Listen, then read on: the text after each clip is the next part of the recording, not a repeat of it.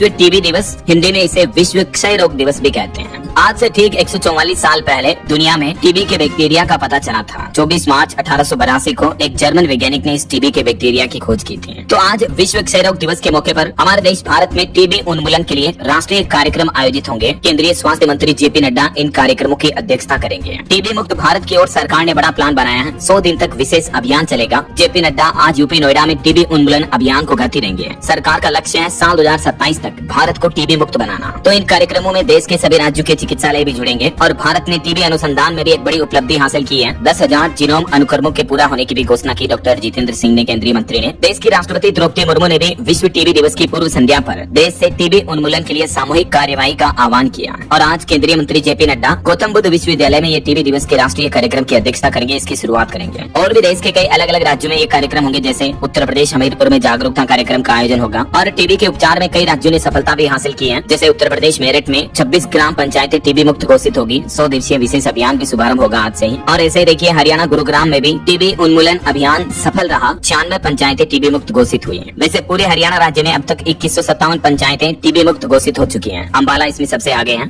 UP Baghpat में भी data आ रहा कि जिले में 1500 सक्रिय मरीज हैं। 22 गाँव यहाँ भी टीबी मुक्त घोषित किए गए हैं। फर्रुखाबाद में भी घर घर जाकर टीबी के मरीज खोजे जाएंगे। अगले 100 दिन तक अभियान चलेगा देश भर के अलग अलग राज्यों में, जिलों में। वहीं केंद्र सरकार ने आंकड़े जारी करते हुए बताया कि टीबी से निपटने के वैश्विक प्रयासों ने साल 2000 से लेकर अब तक अनुमानित 8 करोड़ लोगों की जान बचाई है। और आज के कुछ और बड़े इवेंट देखिए दोस्तों। रामनवमी का त्योहार आने वाला है और इस मौके पर उत्तर प्रदेश अयोध्या हाईवे पर आज से 27 मार्च तक भारी वाहनों का यातायात डायवर्जन रखा जाएगा। वहीं राजस्थान बोर्ड RBSE आज जारी करेगा 10वीं बोर्ड का परीक्षा परिणाम। 10 लाख से भी ज्यादा छात्र छात्राओं का इंतजार खत्म होने जा रहा। राजस्थान 10th बोर्ड का रिजल्ट आज आ जाएगा और इस साल पहली बार ऐसा होने जा रहा कि 12वीं बोर्ड से पहले 10वीं बोर्ड का रिजल्ट जारी किया जाएगा। तो जो भी स्टूडेंट अपना रिजल्ट चेक करना चाहते हैं दोपहर 1 बजे बाद राजस्थान बोर्ड के इस पोर्टल से आप डायरेक्ट लिंक से रिजल्ट चेक कर सकते हैं। चलिए अगला अपडेट है। आज 24 मार्च को OnePlus कंपनी अपना पावरफुल फोन लॉन्च करने जा रही है 15T। वहीं उत्तर प्रदेश में ईज ऑफ डूइंग बिजनेस को बढ़ावा देने के लिए मुख्यमंत्री योगी आदित्यनाथ आज 24 मार्च को लॉन्च करेंगे AI आधारित निवेश मित्र 3.0 योजना भी है। और यूपी में युवाओं के लिए नौकरी का भी मौका है। आगरा के डॉक्टर भीमराव अंबेडकर यूनिवर्सिटी में आज रोजगार मेले का आयोजन होने जा रहा। झारखंड के जामताड़ा में भी ITI में 24 मार्च को विशाल रोजगार मेला लगेगा। और दिल्ली विधानसभा बजट सत्र के लिए तैयार हुई। आज 24 मार्च को पेश होगा बजट। AI चैटबॉट भी लॉन्च किया जाएगा दिल्ली सरकार द्वारा। दिल्ली की मुख्यमंत्री रेखा गुप्ता सरकार राजधानी का ये आज दूसरी बार बजट पेश करने जा रही है, जो कि 1 लाख करोड़ रुपए से ज्यादा का हो सकता है। पॉलिटिक्स से भी खबर है। मध्य प्रदेश कांग्रेस में प्रवक्ताओं के चयन के लिए आज से इंटरव्यू शुरू होंगे। और पश्चिम बंगाल चुनाव को लेकर भी मुख्यमंत्री ममता बनर्जी का चुनाव अभियान आज से शुरू होने जा रहा है। वहीं आज दिल्ली के रामलीला मैदान में जन आक्रोश रैली निकालेंगे। सैकड़ों निर्माण मजदूर अपनी कुछ मांगों को लेकर आज इस जन रैली में शामिल होंगे। और मौसम विभाग ने भी चेतावनी दी कि आज 24 मार्च को उत्तर प्रदेश, दिल्ली समेत देश के 11 राज्यों में भारी बारिश और आंधी का अलर्ट है। 70 किलोमीटर की रफ्तार से हवाएं भी चलेगी। आगे मैं आपको बताऊंगा और भी पूरे मौसम समाचार विस्तार से।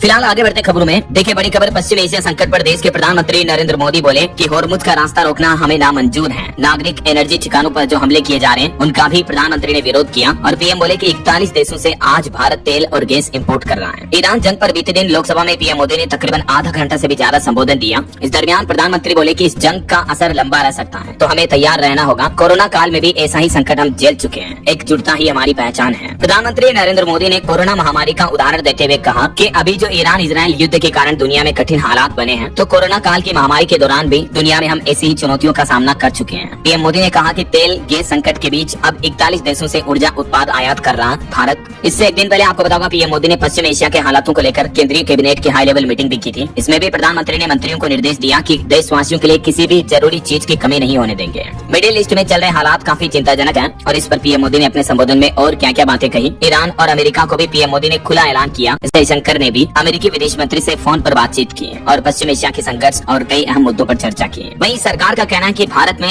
LPG और पेट्रोल की कोई कमी नहीं है। होर्मुज रूट पार करके 92,000 टन गैस लेकर भारत आ रहे हैं 2 और जहाज। पेट्रोलियम मंत्रालय ने बताया कि LPG की स्थिति चिंताजनक है, लेकिन कोई भी पेट्रोल पंप सूखा नहीं है। पैनिक बुकिंग भी घटी है। धीरे धीरे सप्लाई बढ़ाई जा रही है। और एक अच्छी खबर तो ये है कि भारतीय टैंकर पाइन गैस जग वसंत ने भी होर्मुज रूट पार किया। ये भी 26 से 28 मार्च तक भारत पहुंच जाएगा। इसी में 92,000 से ज्यादा गैस आ रही है। वहीं LPG गैस सिलेंडर को लेकर कुछ भ्रामक खबरें भी फैलाई जा रही है। सरकार ने कहा कि अफवाहों से दूर रहें। एक तो सोशल मीडिया पर कल से ये खबर चल रही है कि 14 किलो 200 ग्राम वाला जो घरों में रसोई गैस सिलेंडर खाना बनाने का होता है उसमें अब 10 किलो ही गैस भर करके दी जाएगी। तो इन खबरों को सरकार ने अफवाह बताया। पेट्रोलियम मंत्रालय ने बताया कि सप्लाई पूरी तरह से नॉर्मल है और हॉर्मुज से 2 और एलपीजी गैस टैंकर भी रवाना हो चुके हैं। और इस बीच अफवाह पर एक और बड़ी खबर आई कि गुजरात राज्य में पेट्रोल की कमी की अफवाह फैल गई। उसके बाद कई शहरों में पेट्रोल पंपों पर लाइनें लग गई। तो इन हालातों पर भी सरकार ने कहा कि अफवाहों से दूर रहें। अफवाहों के चलते भागदौड़ करने की जरूरत नहीं है। पेट्रोल पंपों पर आम दिनों की तरह पेट्रोल डीजल पहुंच रहा है, तो आप टेंशन ना लें, पैनिक ना हो ऐसा। और पेट्रोल डीजल की महंगाई पर एक और बड़ी खबर आ रही। हिमाचल प्रदेश में भी अब महंगा हुआ पेट्रोल डीजल। 5 रुपए प्रति लीटर तक बढ़ेगी कीमतें। अनाथ और विधवाओं के लिए अलग से सेस लगाया गया। लोकल समेत टूरिस्ट पर भी इसकी मार पड़ेगी। हिमाचल प्रदेश सरकार ने विधानसभा में कैबिनेट बैठक में ये निर्णय लिया है। और ईरान इजराइल जंग की कुछ और बड़ी खबरें देखिए। ईरान ने अब धमकी दी, कहा कि फारस की खाड़ी में बारूदी सुरंगें बिछा देंगे। तटीय इलाकों पर हमला करना बर्दाश्त नहीं होगा। हॉर्मुज स्ट्रेट यही मौजूद है। तो ईरान ने कहा कि यहाँ हम बारूद की सुरंगें बिछा देंगे तो आने जाने वाले जहाज विस्फोट हो जाएंगे। अमेरिका को भी ईरान ने ये खुली धमकी दी। इधर अमेरिकी राष्ट्रपति डोनाल्ड ट्रंप बोले कि हम ईरानी पावर प्लांट्स पर अगले 5 दिन तक हमला नहीं करेंगे। ट्रंप ने कहा कि ईरान के साथ हमारी बातचीत हुई, उसके बाद ये फैसला लिया गया। हालांकि ट्रंप के इस बयान पर ईरानी मीडिया बोला कि अमेरिका और ईरान के बीच कोई बातचीत नहीं हुई है, बल्कि ईरान की चेतावनी से अमेरिका उल्टा डर गया है ऐसा, क्योंकि ईरान ने सीधी धमकी दे दी है कि फारस की खाड़ी में हम बारूदी विस्फोट की सुरंगें बिछा देंगे। तो कहीं न कहीं अब ये भी एक्सपर्ट्स का मानना है कि तेल बाजार को प्रभावित करने के लिए फेक न्यूज फैला रहा अमेरिका। ईरान ने ट्रंप के सभी दावों को नकार दिया। कहीं न कहीं देखा जाए तो इन जंग के हालातों में भी ट्रंप का झूठ बेनकाब होता दिख रहा है। जैसे भारत पाकिस्तान की जंग के समय ऑपरेशन सिंदूर के दौरान भी ट्रंप ने कई झूठे उल्टे सीधे बयान दिए थे ना, वैसे ही अभी ट्रंप बोल रहे हैं कि ईरान की हमारे साथ बातचीत हुई, लेकिन ईरान का कहना है कि कोई बातचीत नहीं हुई। ट्रंप का ये दावा झूठा निकला। उल्टा ईरान ने ट्रंप पर फेक न्यूज फैलाने का भी आरोप लगाया। देखिए जरा आप, जबकि इधर ट्रंप कह रहे हैं कि कई मुद्दों पर सहमति बनी है। और एक बड़ी खबर आ रही है कि ईरान की ताकत का गलत अंदाजा लगाया अमेरिका और इजराइल ने, क्योंकि ईरान ने जो हाल ही में इजराइल के डिमोना शहर पर हमला किया था, उससे इजराइल के डिफेंस सिस्टम की भी पोल खुल गई। ईरान के पास ऐसी मिसाइलें हैं जो 1500 किलोमीटर तक दूरी तय कर सकती हैं, और इन मिसाइलों को रोकने में इजराइल के थार्ड एरो और आयरन डोम जैसे डिफेंस सिस्टम भी फेल हो गए। इस वजह से इजराइल के इन शहरों में भारी तबाही मची। ये तस्वीरें देखकर आप खुद ही अंदाजा लगा सकते हैं कि इजराइल भी खामियाजा भुगत रहा ईरान पर हमलों का।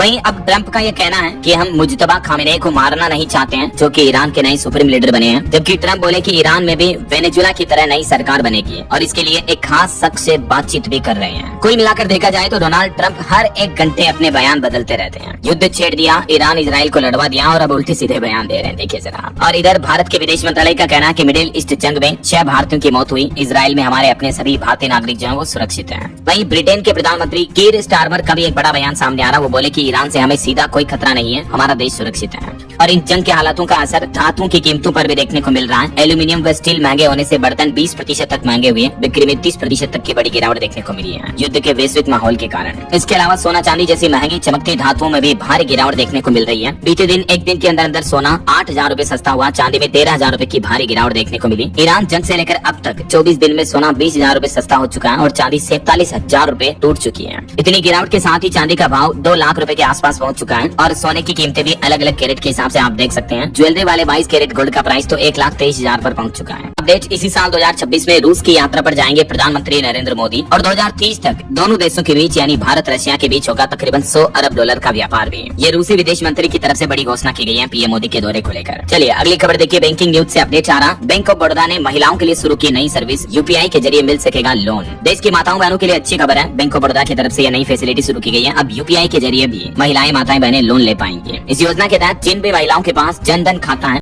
वे 5000 रुपए तक का ओवरड्राफ्ट लोन ले पाएंगे डायरेक्टली अपने फोन में यूपीआई ऐप के माध्यम से ही। इस सुविधा को एनपीसीआई, इंडियन बैंक्स एसोसिएशन और दीनदयाल अंत्योदय योजना के साथ मिलकर शुरू किया गया। इसका मकसद है गांव की महिलाओं को आसान और सस्ता कर्ज उपलब्ध कराना। और खबर देखिए, यूपी कानपुर में कोडिन सिरप की अवैध बिक्री का मामला सामने आया। एसआईटी को मिली बिहार, झारखंड, बंगाल में 6 नई फर्में भी हैं जो बच्चों के लिए घातक मौत वाला खांसी का सिरप बना रही थी। देखिए वही खबर है, पंजाब राज्य को केंद्र सरकार ने बड़ा तोहफा दिया। अब नए रूट से दौड़ेगी अमृतसर कटरा वंदे भारत ट्रेन, इस नए रूट पर चलेगी। और बिहार के यात्रियों के लिए भी खुशखबरी है, कई स्पेशल ट्रेनें अब मई जून तक चलेगी। दिल्ली और हावड़ा रूट पर यह नई सुविधा मिलेगी। रेलवे ने यात्रियों की बढ़ती संख्या को देखते हुए ये प्लान बनाया है। कुछ और ट्रेनों की डिटेल जानकारी आप देख सकते हैं। चलिए बड़ी खबर देखिए, सीपीआई-एम ने आरोप लगाया, कहा कि चुनाव आयोग के दस्तावेज पर बीजेपी की सील नजर आई। तो बीजेपी पार्टी बोली कि यह निष्पक्षता पर सवाल है। चुनाव आयोग ने इस पर सफाई दी कि ये एक क्लेरिकल एरर है, मतलब क्लेरिकल मिस्टेक रह गई। देखिए वहीं इधर राहुल गांधी वडोदरा में बोले कि मोदी 100% ट्रंप के कंट्रोल में है। उन्होंने दावा किया कि मोदी ने ट्रंप से कहा कि बिना पूछे किसी से तेल नहीं खरीदेंगे। और राहुल गांधी को एक बड़ी राहत मिली। गृह मंत्री अमित शाह पर अभद्र टिप्पणी के मामले में फिर टली सुनवाई। 27 मार्च को इस मामले पर अगली सुनवाई होगी कोर्ट में। वहीं सुप्रीम कोर्ट के जज बोले कि जुडिशरी हद से ज्यादा सख्त हो रही है, इसीलिए लोग जेलों में सड़ रहे हैं। ये विकसित भारत का आदर्श नहीं हो सकता है। सुप्रीम कोर्ट के जज जस्टिस जो उज्जवल भुइयां, उन्होंने ये बयान दिया है। और सुप्रीम कोर्ट में एक अनोखी याचिका भी लगाई गई कि सुप्रीम कोर्ट की बिल्डिंग पर राष्ट्रीय प्रतीक लगाने की मांग की गई इस याचिका में, लेकिन सुप्रीम कोर्ट ने इस याचिका को खारिज कर दिया। इस पर सुनवाई करते हुए सीजेआई बोले कि ये मामला न्यायिक नहीं है, बल्कि इसे प्रशासनिक स्तर पर देखा जाएगा। वहीं इधर कांग्रेस ने ब्रिक्स समिट को लेकर पीएम मोदी से सवाल किया, पूछा कि पश्चिम एशिया संकट पर समिट आगे क्यों नहीं बढ़ा रहे